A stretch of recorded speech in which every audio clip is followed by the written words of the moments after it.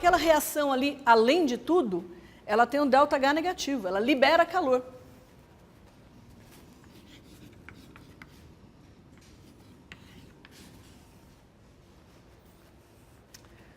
O que mais, hein?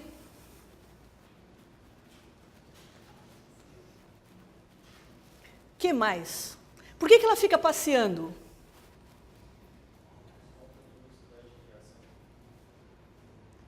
Porque a reação ela vai acontecendo, vai gerando calor, esse calor vai vaporizando a água e a água vai movimentando aquela partícula. Bom, olhando para aquela reação ali, vocês viram algum sólido sobrar? Virou tudo solução, certo? Qual era o estado físico do sódio? Ele era sólido, eu tenho que falar isso nas minhas equações. Tenho, não é opcional. A água, tem sentido eu falar água aquosa? Não, água líquida. Aquele sódio ali, vocês acham que ele passou para o estado gasoso? Não. Ele não continua como sólido. Ele não passou para o estado gasoso. Então, ele se dissolveu na água. Certo? Se dissolveu, para ele se dissolver na água, ele teria conseguido se dissolver como sólido? Não, porque ele reagiu com a água. Enquanto sólido, ele reagiu com a água. Então, ele se transformou, ele deve ter se transformado no quê? Que espécie de sódio que é solúvel em água? A espécie iônica, a forma iônica. Então, isso aqui deve ter produzido, essa reação, deve ter produzido Na+. Esse OH aqui, ele está em qual estado? Líquido? Qual é a diferença do líquido e do aquoso? Não é o meio natural dele, ele está dissolvido na água. Tá certo? Se ele está dissolvido na água, aquoso. A água, ela está pura, então ela é líquida. Não tem sentido falar em água aquosa. E esse sódio aqui, esse Na+? Aquoso também. Está certa a minha reação química? Não. O que está errado? Oi? Por que o balanceamento está errado? Olha, eu tenho um sódio, tenho um oxigênio, o hidrogênio. E olha que coisa interessante, né? O sódio, olha que coisa interessante, o sódio ele não tinha carga. Aí ele ficou com uma carga positiva. Para ele ter ficado com uma carga positiva, ele tem que ter perdido um elétron. Os átomos são neutros naturalmente, né? Na natureza. O número de elétrons na eletrosfera é igual ao número de prótons no núcleo. É por isso que o átomo é neutro, para ele ficar positivo. Para a química, a gente não vai ver química nuclear. Então, os químicos eles se ocupam da eletrosfera. E principalmente da camada mais externa da eletrosfera, que é a tal da camada de valência. Isso não quer dizer que as camadas internas não sejam importantes. É que são menos importantes, nesse nosso contato de química geral, do que as camadas internas. Caramba, mas se ele perdeu um elétron, será que aquele roxo ali que a gente viu não era um elétron que estava nadando na solução? Nem sei se elétron sabe nadar. Para onde foi esse elétron?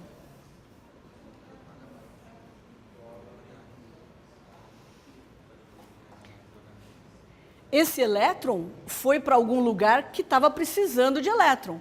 Uma espécie carregada positivamente, por exemplo. Olhando para essa reação aqui, não tem nenhuma espécie carregada positivamente. Certo? Ou não? Quem que pode receber esse elétron? A água. Aí eu vou formar a espécie H2O-. É isso? Eu coloco aqui H2O-. Perguntar uma outra coisa para vocês. De onde veio esse OH-? Veio da água? O que está faltando ali em relação à água? O H+. Se está faltando, é porque o H+, de alguma forma, reagiu. O H+ não é um bom candidato para pegar esse elétron que saiu do sódio? Mas por que... por favor, lembrem que a água, se eu consigo medir um pH para a água, né? Água quimicamente pura, pH 7,0. Se eu consigo medir um pH, é porque eu tenho uma certa concentração de H+ na água pura, certo? Como é que chama a formação de H+ espontaneamente na água? Não. Autoionização. Quase bateu na trave. Autoionização. Mas como é que essa autoionização acontece, gente? Já pararam para pensar nisso? Você tem as moléculas de água ali. A água é uma substância covalente, não é? O hidrogênio está desse lado aqui, mas ele não se caracteriza como um metal, né? Propriamente dito. Então, se eu tenho uma ligação entre o hidrogênio e o oxigênio, essa ligação vai ser uma ligação covalente. A água, a gente sabe que é uma substância covalente. Porque também não dá para fazer de conta. Vocês sabem que as ligações covalentes são aquelas nas quais há o compartilhamento dos elétrons entre dois átomos, né? Se isso aqui é neutro, como é que vai formar H+ ou H-?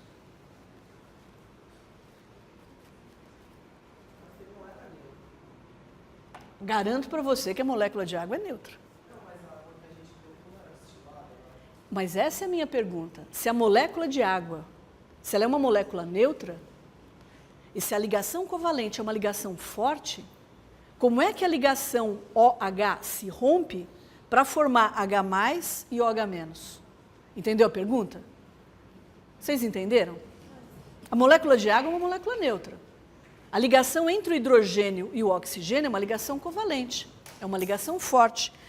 Como que essa ligação se rompe para formar, pouquinho é verdade, né? Da ordem de 10 a menos 7 mol por litro.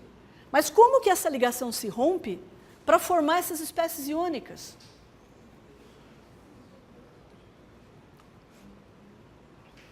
Vocês acham que todas as moléculas de água, quando elas estão ali, no estado líquido, que todas elas têm a mesma energia? Não. Existe uma energia média e existe um número pequeno de moléculas que têm uma energia bem menor do que a média e um número pequeno de moléculas que têm uma energia bem maior do que a energia média. Quando essas moléculas que têm uma energia bem maior colidem, porque as moléculas estão colidindo o tempo todo. A gente olha um copo d'água e nem imagina, né? Mas elas estão colidindo o tempo todo. Então, se a energia das moléculas for suficientemente alta, a transferência de energia pode ser tal que implique no rompimento, sim, da ligação OH. E é aí que eu tenho a formação do H+ e do H-. Eu lembro, né, que a concentração de H+ e OH- ela é muito pequena, né, na temperatura ambiente, para a gente não ficar falando em temperatura agora. Bom, isso quer dizer que essa água aqui, olha, ela estabelece um equilíbrio, a gente vai falar sobre isso depois,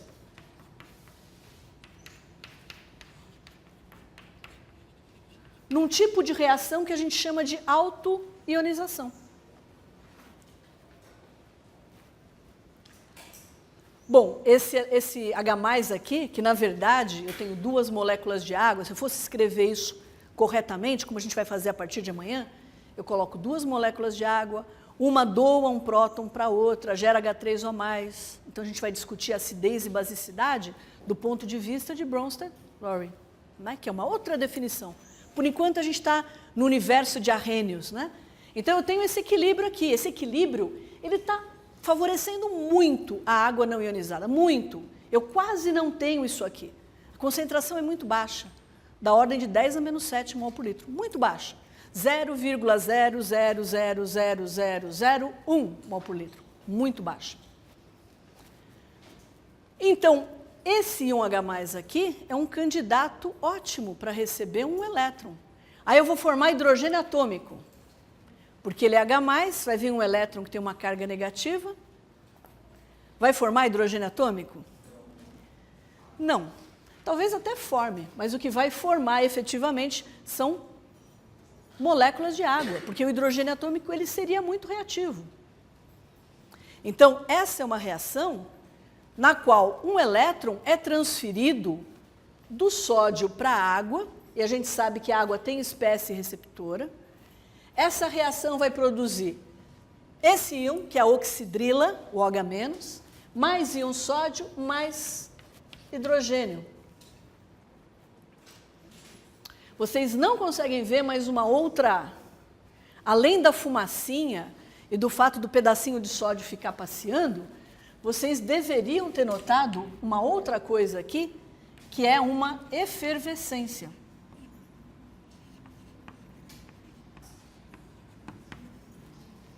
Essa efervescência era por causa da produção de hidrogênio. Se nós fazemos essa reação num tubo de ensaio e colocamos um palito aceso perto da boca do tubo de ensaio, a gente ouve uma pequena explosão, que é a combustão do hidrogênio. Nossa, eu estou falando de tantas reações químicas para vocês que depois eu... Bom, isso aqui está completo agora, né? Tem o OH-, tem o hidrogênio. Esse hidrogênio aqui é o quê? Gasoso. Não é aquoso? Poderia ser? Poderia ser? Uma resposta na lata. Com um gás, não com hidrogênio. O hidrogênio realmente não poderia. Mas se fosse um outro gás, poderia ser? Que gás, por exemplo? HCl é um pouquinho mais complicado, gente, porque o HCl, a temperatura ambiente ele é um gás, concordo, mas quando ele vai para a água ele não fica aquoso, ele fica ionizado. A ligação HCl ela é rompida em água, e é por isso que o meio fica ácido. Você tinha uma boa ideia. Nitrogênio não, mas está perto. Amônia. Existem gases que, pelas suas características, se dissolvem bem em água. Então, amônia em água, ela fica aquosa, mas ela não fica só aquosa, ela também reage, porque a gente sabe que a amônia é uma base. Agora, quando eu vou escrever aquele equilíbrio ali que eu fiz para a água, a gente vai fazer amanhã, certamente, quando eu vou fazer para a amônia, ela vai gerar o íon OH-, ela vai gerar o íon NH4+, porque ela vai pegar o próton, e vai sobrar no equilíbrio o OH-. Mas o NH3 eu não coloco gasoso, eu coloco aquoso, porque a amônia está dissolvida em água. É errado colocar aquoso, gasoso, Dalva? Não, errado não é. Mas já que a gente está falando tudo certinho aqui, né? Está balanceada essa reação? Não. Para eu formar a molécula de hidrogênio, eu vou precisar de 2 íons H+. Portanto, eu vou precisar de quantos elétrons? 2 elétrons. Cada sódio só me dá 1 elétron. Então, eu vou precisar de 2 sódios. Agora, o sódio está certo. E o que está faltando? Eu tenho 3 hidrogênios, né? Como é que eu resolvo? Se eu coloco 2 aqui, mas eu tenho uma outra coisa que facilita mais, talvez, né? Olha, eu tenho 2 cargas positivas desse lado. Desse lado aqui, entre os reagentes, eu não tenho carga nenhuma. Entre os produtos, eu também não posso ter carga. Tá certo? Isso chama balanceamento elétrico. Se aqui eu tenho 2 cargas positivas, eu tenho que ter 2 cargas negativas. E aí fica uma maravilha, né? 2 oxigênios, eu vou precisar colocar um 2 aqui, olha. 2 oxigênios está lá, 2 hidrogênios mais 2 hidrogênios dá 4, está lá. O que eu fiz? Eu fiz o balanceamento. Eu fiz o balanceamento por massa.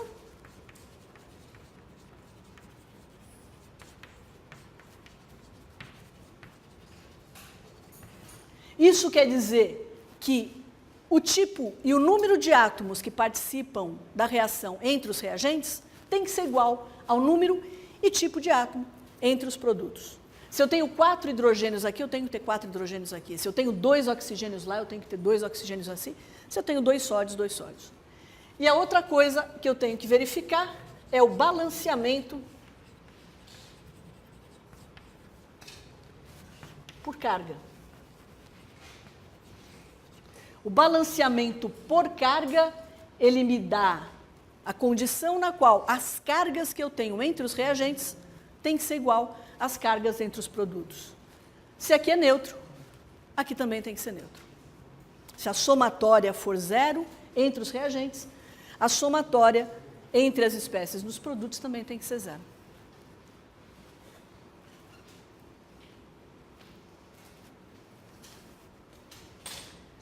O que eu tentei fazer aqui, porque eu sei que vocês viram balanceamento no ensino médio, né?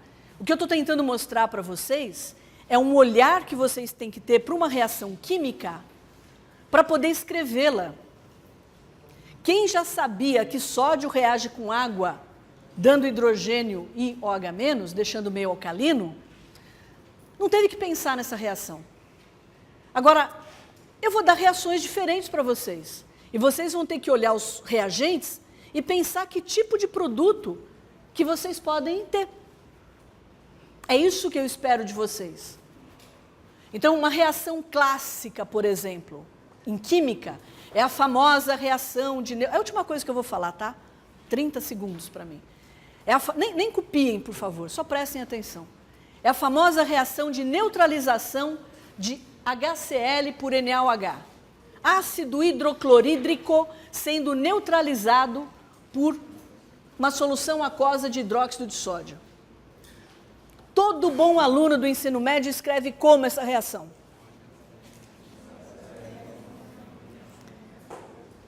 HCl aquoso, mais NaOH aquoso, dando H2O líquido, mais NaCl. Que maravilha, vai se formar cloreto de sódio na reação, não vai? Vai?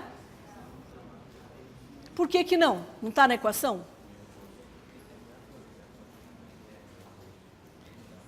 Exatamente. Se eu escrevo desse jeito, que foi o modo que vocês aprenderam, eu perco a percepção do que realmente está acontecendo na solução. Você é o H+, você é o Cl-. HCl, ácido clorídrico, estado gasoso. Eu faço uma solução aquosa.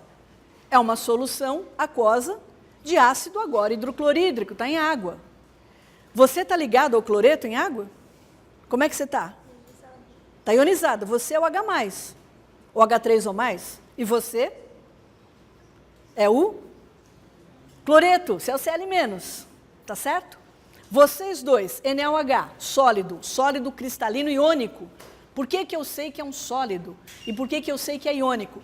É porque é uma substância formada por um grupo carregado negativamente, que é o OH-, e um cátion, um metal, né? Na+, um composto iônico. Compostos iônicos, tirando algumas exceções bravas, que a gente vai ver, são sólidos a temperatura ambiente. Porque eles formam retículos cristalinos com ligações que são fortes, tão fortes quanto as ligações covalentes. Mas eu coloco vocês dois, faço uma solução de NaOH. Qualquer sal de sódio, desses que a gente vai encontrar na nossa disciplina, são solúveis ou insolúveis? Sais de sódio são solúveis, via de regra. É claro que tem exceção. Tá? NaOH em água, fiz uma solução. Solubilizou? Como é que vocês estão em solução? Você está?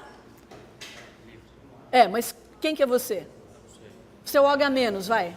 O OH-. E ela é o Na+. Aí eu vou misturar essas duas soluções. Pensem em vocês, na reatividade de vocês. Você que é OH-, você vai reagir com ela, você não vai, porque você já estava formando composto. Você vai reagir com o cloreto? Se é OH-, você vai reagir com cloreto? Lógico que não, mesma carga. Você vai reagir com H+? Pode formar o quê? Água, e vai formar. Né? Porque se esse equilíbrio aqui, olha, ele gera muito pouco H+ e OH-, isso significa que a reação inversa é muito favorecida. Se você coloca um H+ perto de um OH-, dá água. Sobrou o que em solução? Vocês duas vão reagir? Sódio com cloreto vai reagir? Vai? Todos os sais de sódio não são solúveis? Você antes da reação e depois da reação, nada muda. Você, cloreto, antes da reação, depois da reação, nada muda. Então, esse jeito de escrever, a neutralização de um ácido forte com uma base forte vai dar água e sal. Não. Só tem uma reação que acontece na neutralização. A reação que acontece é H+, com H-. Na não reage com Cl-. Ele estava em solução, ele continua em solução. Ah, mas se eu evaporar a água, se você evaporar a água, você vai obter cloreto de sódio sólido. Mas enquanto estiver em solução, não. Do jeito que o sódio estava, ele ficou. Do jeito que o cloreto estava, ele ficou.